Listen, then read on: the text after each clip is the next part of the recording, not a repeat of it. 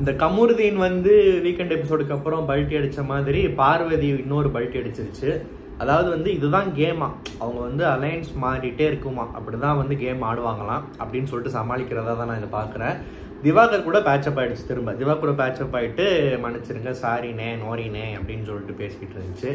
திவாகர் வந்து எப்பயும் போல நான் அன்னைக்கே மனுஷன் பாரு, இன்னைக்கே மனுஷன் பாரு. ஏன்னா திவாகர் வந்து பார்வதி அட்டாக் பண்றப்போலாம் வந்து அந்த பழகின ஒரு விஷயத்துக்கும் முதல்ல 1.5 வாரம் நமக்கு சப்போர்ட்டா நின்றுச்சே, நல்லா தானே இருந்துச்சு, இப்போ இவங்க கூட சேர்ந்து இப்படி ஆயிடுச்சுன்ற ஒரு புரிதல் இருக்கிறதுனால அவர் கொஞ்சம் பொறுமையா போனாரு. பட் ஒரு கட்டத்துல அவருமே கண்ட்ரோல் விட்டுட்டாரு. பட் எங்கேயுமே பெருசா வார்த்தை விட்டு பார்வதி அட்டாக் பண்ற மாதிரி அவர் இறங்கல. பட் பார்வதி வந்து என்ன சொல்றது, இந்த கமருதீனோட போர்வைகளை ஒழிஞ்சுக்கிட்டு பண்ண வேலையெல்லாம் பார்த்தா திவாகர் மன்னிக்கவே கூடாது. ஆனா பரவாயில்ல, அந்த ஃபர்ஸ்ட் வாரம் எல்லாருமே எதிர்த்தப்போ, ஒருத்தரை கோமாளி மாதிரி பார்த்தப்போ, ஒரு மனுஷனா நான் உன்னை பார்க்குறேன், உனக்கா நான் இருக்கேன்னு சொல்லி நின்ற பார்வை வந்து மன்னிச்சு ஏற்றுக்கிறது திவாகரோட பெருந்தன்மை. ஒரு கடமைன்னு கூட சொல்லலாம், பெருந்தன்மைன்னு கூட வேணாம், ஓகேவா. அண்ட் இன்னொன்று என்னன்னா, இது வந்து தொடருமா, இது வந்து இப்படிதான் மாறும், கேம் வந்து இப்படிதான் வந்து மாறும். கமருதீன் பக்கம் சில நியாயங்கள் இருக்காமா, கமருதீன் பக்கமும் சில நியாயங்கள் இருக்கு. அவன் அதை பேசுறான் சொல்றான் அப்படின்னு சொல்லிக்கிறாங்க. அட் த சேம் டைம் கமருதீனை பத்தியும் வந்து பேசிக்கிறாங்க. என்னன்னா, இந்த மாதிரி வந்து சில பாயிண்ட்ஸ் எல்லாம் எடுத்து கொண்டு போய் அவன் சொன்ன மாதிரி ப்ரொஜெக்ட் பண்ணிக்கிறான், ஒரு வேலையை பார்த்து விட்டுறான், ஒரு சொந்தமாக யோசிக்க மாட்டான், சுய புத்தி இல்லை. இது எல்லாத்த விட ஒரு முக்கியமான விஷயம் என்னன்னா, அப்பப்போ தொட்டு பேசுகிறான். அப்பப்போ வந்து அதான் திவாகர் சொல்கிறாரு, ஆமாம் நீ அழுகிறப்போ ஆறுதலாக இருக்கிறப்போ அதான் நான் நோட் பண்ணுறேன்னு சொல்லிட்டு. ஒரு பொண்ணு வந்து வெளியே சொல்கிற அளவுக்கு வந்து பண்ணுறான்னா மேபி அவங்க சொல்லியிருக்காங்க போல், ஒரு ஹெல்த்தியான ஒரு இது இருக்கிற வரைக்கும் அந்த லிமிட் வரைக்கும் ஓகே, அந்த மாதிரி ஏதோ சொல்லியிருக்காங்க போல். பட் நான் என்ன சொல்கிறேன், கமருதீனை எவ்வளோ நம்ம காரி துப்புனாலும் அதுக்காக வந்து எல்லா விஷயத்துலையுமே வந்து அப்படியே வந்து அவருக்கு அகென்ஸ்டாக பேச முடியாது. ஏன்னா பார்வதி வந்து கமருதீனுக்கு கொடுத்த ஸ்பேஸு, பேசின வார்த்தைகள் டபுள் மீனிங், ஃபுல் மீல் சாப்பிட்லாம், வெளியே போய் சாப்பிட்லாம், எனக்கு ரொம்ப பசிக்குது, இந்த மாதிரிலாம் பேசிட்டு ஜெயில் உள்ள போய் தலையை சொரிஞ்சு விடு, முதுகை சொரிஞ்சு விடு, கொசு கடிக்குதுன்னு சொல்லிட்டு தோல் மேலே சாஞ்சு படுத்து தூங்கிட்டு ஒரு ஸ்பேஸை கொடுத்துட்டு அந்த மாதிரி ஒரு இடத்த கிரியேட் பண்ணிட்டு இப்போ அலையன்ஸ் மாறினதுக்கு அப்புறம் கமருதீன் வந்து டச் பண்றான்றது சொல்றதெல்லாம் வந்து உண்மையாக ஒரு கேவலமான விஷயம். அப்படி ஒரு ஸ்பேஸ் கொடுக்குற ஆளா நீ இல்லைன்னா அந்த ஒரு வரமுறையே ஒரு லிமிட்டை அங்கேயே சொல்லியிருக்கணும். சொல்றதா இன்னைக்கு வந்து பதிவு பண்ணிட்டு பண்றதெல்லாம் பண்ணிட்டு இப்போ வந்து அவன் என்ன தொடரான் டச் பண்றான்றது வந்து அர்த்தமே இல்லை. இது வந்து ஒரு பக்கா விமன் கார்டு, நேரம் பார்த்து விட்டு போடுற மாதிரி ரொம்ப விவரமா வந்து காய் நகர்த்துற மாதிரி தான் தோணுது.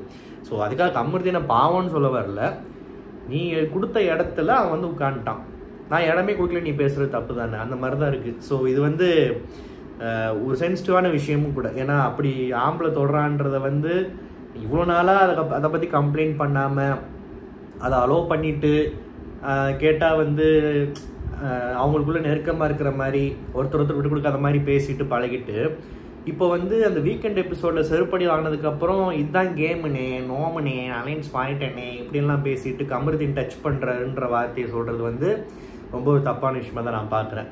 அண்டு வினோத்துக்கும் திவாகருக்கும் முட்டிக்கிச்சு. திவாகர் அந்த மார்னிங் ஆக்டிவிட்டியில் ஒரு விஷயம் பண்ணுறாரு, தலை சொன்னால் ஓகே, மற்றவங்க சொன்னால் ஏன் சொல்கிறேன்னு கேட்க தான் செய்வாங்க. அதுவும் குறிப்பாக வினோத்து சொல்லவே தேவையில்லை. வினோத்தோட பாடி லாங்குவேஜும் அந்த ஒரு மூஞ்சி போகிற சைஸும் திவாகருக்கு அகென்ஸ்டாக பண்ணுறப்போ எரிச்ச வரதான் செய்யும்.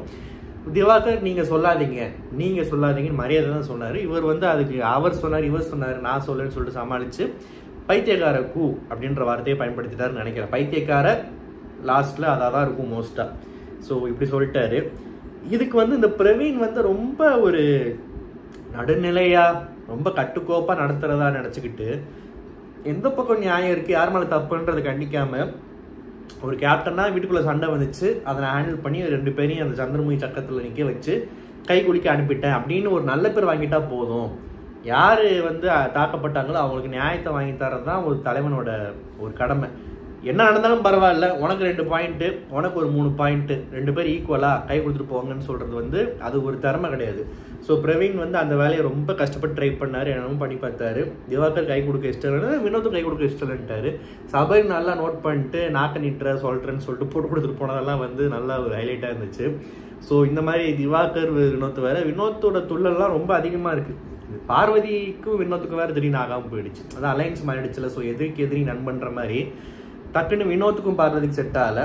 அவர் வந்து பேசுகிறதும், பார்வதி வந்து பொதுவாகவே மற்ற ஆண்கள் மரியாதையாக பேசினா கூட ரொம்ப கேஷுவலாக ஜஸ்ட் பிகாஸ் அவங்க ஓகேன்னு விடுறாங்களேன்றதுக்காக ரொம்ப கேஷுவலாக எல்லாருமே போடா வாடா போடாடை வாடாடை அது என்னமோ வந்து கேட்டால் எப்பயுமே ஃப்ரெண்ட்லியாக பேசுகிற போடா வாடாக்கும் சண்டைன்னு வரப்போ அழுத்தம் திருத்தமாக பேசுகிற போடா வாடாக்கும் வித்தியாசம் இருக்குது. ஸோ அந்த விஷயத்தில் வந்து பார்வதி வந்து யார்கிட்டயாவது அடி வாங்க போகிறாங்கன்னு நினைக்கிறேன். பட் பிக் பாஸ் வீடுனால யாரும் அடிக்க மாட்டாங்க. அடித்தா உடனே வந்து ஆணாதிக்கத்தை காட்டுறேன்னுவாங்க. ஸோ அதனால் ரொம்ப எல்லையை மாரி பேசிகிட்டு இருக்கிற மாதிரி தான் தெரிஞ்சு. அண்டு பார்வதிக்கு சும்மா யாராச்சும் வேலை வாங்கினாலே பிடிக்காது. அதுவும் தலைன்ற பேரில் மிலிட்ரி ஆஃபீஸர் மாதிரி ஒருத்தர் நடத்தினா சும்மா இருக்குமா? அது எழுந்து கத்த ஆரம்பிக்க, இவர் கத்த ஆரம்பிக்க, இவரே வந்து ஒரு ஜென்சி மன்சூர் அலிகான் நம்ம முன்னாடி பேசிகிட்டு இருப்போம். யாரா இவன் ஜென்சி மன்சூர் அலிகான் மாதிரியே இருக்குது பாடி லாங்குவேஜ் அப்படின்னு சொல்லிட்டு. இவர் ஒரு அந்த மாதிரி ஒரு டைப்புன்றதை புரிஞ்சிக்காம அவரோட பாடி லாங்குவேஜ் அவர் முறைக்கிறதெல்லாம் பார்த்து வியானா வேற கம்ப்ளைண்ட் பண்ணுது. அழுதுருச்சு. அது எப்படி என்னை பார்த்து அப்படி முறைக்கலான்னு. ஏமா இந்த வீட்டில் அவன் அடிக்கிறான், உதைக்கிறான், கையை நீட்டுறான், வெளியே வந்தால் தலை திரும்பிடும்ன்றான், பைத்தியக்கார கூன்றான், என்னமோ பேசுகிறான். வியானாவை பிரவீன் முறைச்சிட்டாரு போல. பாவம் அந்த பொண்ணு அந்த முறையிலே அழுக ஆரம்பிச்சிருச்சு. ஸோ பிரவீனோட கேப்டன்சி வந்து நல்லா ட்ரை பண்ணுறாரு. பட் அதை இன்னைக்கு கொஞ்சம் ஒரு மாதிரி காமெடியாக ஆக்கி விட்டாங்க.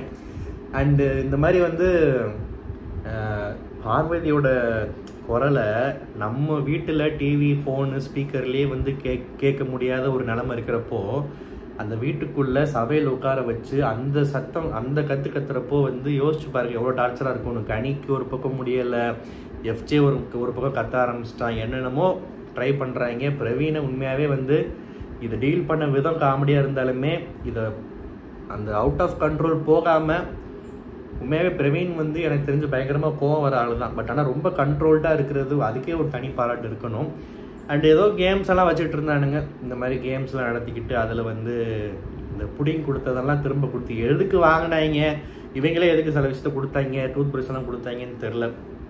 கேம் ஆடி தான் அதெல்லாம் வாங்கணும்னு சொல்லிட்டு ஸோ எல்லாத்துக்குமே வந்து போராடி டாஸ்க் வச்சு விளையாண்டு நீங்கள் வாங்குன்ற மாதிரி ஒரு அன்வான்ட் சுவாரஸ்யம் நினச்சி ஒரு விஷயம் பண்ண மாதிரி தான் நான் பார்க்குறேன். ஸோ வந்து அந்த கேம், ஏன்னா ஒரு கேம் நடக்கிறப்போ அதோட அர்த்தம் என்ன, இதில் எண்டு கோல் என்ன, விஷன் என்ன, எதுக்கு இந்த கேம் நடத்துகிறாங்கன்றது சுவாரஸ்யமாக இருந்தால் தான் அதில் ஒரு த்ரில் இருக்கும், பார்க்குறதுக்கு ரசிக்கும்படியாக இருக்கும். இந்த கேமில் ஜெயிச்சா இவங்களுக்கு சிக்கன் வரப்போகுது, இந்த கேமில் ஜெயிச்சா இவங்களுக்கு பல் வளர்க்குறதுக்கு பேஸ்ட் கொடுக்க போகிறாங்க, அவங்களோட லிப்ஸ்டிக் வரப்போகுதுன்றப்போ அதில் ஒரு பெரிய இதே கிடையாது. ஸோ அதுக்கு சும்மா நார்மலாக லக்ஸரி பட்ஜெட் டாஸ்க்கு முன்னாடி வைப்பாங்க, இல்லை போகணும் வாரம் எடுக்கணும்னு, அது கூட நல்லாயிருக்கும் அந்த பாயிண்ட்ஸ்குள்ளே போடுறாங்களா என்னன்னு சொல்லிட்டு. ஸோ இன்றைக்கி எபிசோடு வந்து கொஞ்சம் ஓகே சுமாராக ஏதோ போச்சுன்னு சொல்லலாம். அண்டு ஒயில்ட் கார்டெல்லாம் வந்துட்டாங்க அப்படின்ற மாதிரி வந்து போஸ்டெல்லாம் வந்து அவங்களே போஸ்டெல்லாம் போட்டாங்க. லைவில் வந்துட்டாங்களா என்னன்னு தெரில. ஸோ லைவில் வந்துட்டாங்க. ஆமாம், லைவில் வந்தால் தானே இவங்க இந்த போஸ்ட்லாம் போட முடியும். ஸோ நாளைக்கு எபிசோடில் காட்டுவாங்கன்னு நினைக்கிறேன். அதில் நம்ம பாக்கியலக்ஷ்மியில் எனக்கு ரொம்ப பிடிச்ச கேரக்டரு. இந்த பொண்ணு எதுக்கு இந்த சீரியல் இருக்குன்னே தெரில. இந்த பொண்ணுக்கு பெருசாக ஸ்கோப்பும் இல்லை, நிறைய சீனும் இல்லை, ஆனால் அழகாக இருக்குது. சே ஏன் வேஸ்ட் பண்ணுறாங்க அப்படின்னு நான் வீட்டில் இருக்கிறவங்கள்ட்ட சொல்லி ஃபீல் பண்ண ஒரு ஆக்ட்ரஸ் தான் வந்து திவ்யா கணேஷ் அவங்க பேர். ஸோ அவங்க ஜெனி, நம்ம பாக்கியலக்ஷ்மியில் வர ஜெனி, எனக்கு ஜெனியாக தான் அவங்களுக்கு தெரியும். ஸோ ஜெனி வந்து ஒயில்ட் கார்டாக உள்ளே வருது போல். சில பேர் வந்து ஜெனி வந்து இவங்களோட எக்ஸ் அவங்களோட எக்ஸ்லாம் சொன்னாங்க. பட் அது உண்மை இல்லைன்னு கமெண்ட்ஸில் போய் நான் பார்த்து வெரிஃபை பண்ணிக்கிட்டேன். பிகாஸ் அதை என்னால் தாங்கிக்க முடியல. பட் வாட் எவர், ஒரு பொண்ணு 25-28 வயசு தாண்டினாலே டிஃபால்ட்டாக யாருக்காவது எக்ஸ்ட்ரா தான் இருக்கும். அதெல்லாம் வந்து அதுக்கெலாம் நினச்சி உலகத்தில் ஃபீல் பண்ணிகிட்டு இருக்க முடியாது. இருந்தாலும் இந்த பிக் பாஸ் சீசனில் இந்த உங்கள் ப்ளூ சட்டை மனம் கவர்ந்த விதத்தில் இது வரைக்கும் யாரும் உள்ளே வரலையே, யாருக்காவது வந்து நம்மால் வந்து வளைஞ்சு பேசிக்கிட்டு இருப்பாப்லையே, வளைஞ்சு வந்து அழகாக இருக்குன்னு ஒரு கிரெடிட் கொடுத்துருவாரு. பட் அதே எபிசோடில் செருப்பாலே அடிப்பார். இந்த வரிசையில் வந்து ஆயிஷா, அதுக்கு முன்னாடி நிறைய பேர்லாம் இருக்காங்க. ஓகேவா, எல்லா பேரையும் லிஸ்ட் போட்டு சொல்ல விரும்பலை. ஸோ இப்போ வந்து இந்த சீசனில் யார் இல்லைன்னு ஃபீல் பண்ணிருந்தா அதை போக்குற விதமாக ஜெனி உள்ளே வரப்போகுது போல். உள்ளே வந்து எப்படி ஆடப்போகுது என்னன்றதை பார்ப்போம். இந்த கமருதீன் கூட சேர்ந்துச்சுன்னா கண்டிப்பாக வந்து செஞ்சிட வேண்டியது தான். இந்த ரிவ்யூ உங்களுக்கு பிடிச்சிருந்தா மறக்காம சேனல் சப்ஸ்கிரைப் பண்ணுங்கள். நன்றி, வணக்கம்.